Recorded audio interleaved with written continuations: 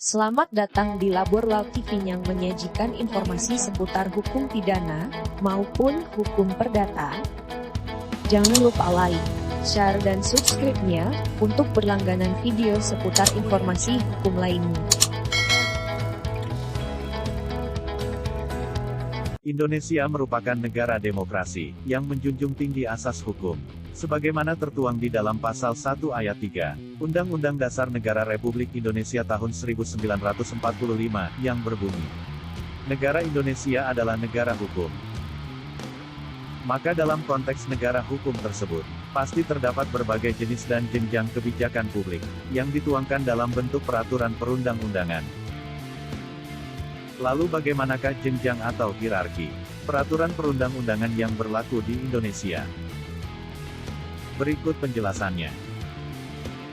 Hierarki peraturan perundang-undangan di Indonesia telah diatur di dalam Undang-Undang Nomor 12 Tahun 2011 tentang pembentukan peraturan perundang-undangan, disebutkan di dalam Pasal 7 yang berbunyi, jenis dan hierarki peraturan perundang-undangan terdiri atas Huruf A, Undang-Undang Dasar Negara Republik Indonesia tahun 1945. Huruf B, Ketetapan Majelis Permusyawaratan Rakyat. Huruf C, Undang-undang, atau peraturan pemerintah pengganti undang-undang. Huruf D, Peraturan pemerintah. Huruf E, Peraturan Presiden. Huruf F, Peraturan daerah provinsi. Huruf G, Peraturan daerah kabupaten atau kota. Yang kedua, kekuatan hukum peraturan perundang-undangan. Disebutkan di dalam Pasal 7 Ayat 2, Undang-Undang Nomor 12 Tahun 2011, tentang pembentukan peraturan perundang-undangan. Disebutkan bahwa, kekuatan hukum peraturan perundang-undangan, sesuai dengan hierarki sebagaimana dimaksud pada ayat 1.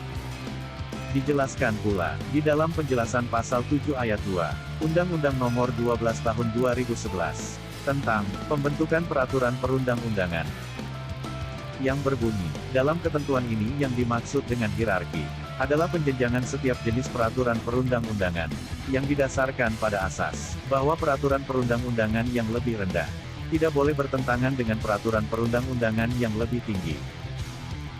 Seluruh informasi dan data yang disediakan dalam Labor Law TV adalah bersifat umum dan disediakan untuk tujuan edukasi saja.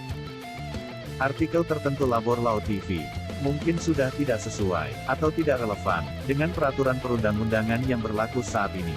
Disarankan untuk mengecek kembali dasar hukum yang digunakan dalam artikel Labor Law TV untuk memastikan peraturan perundang-undangan yang digunakan masih berlaku.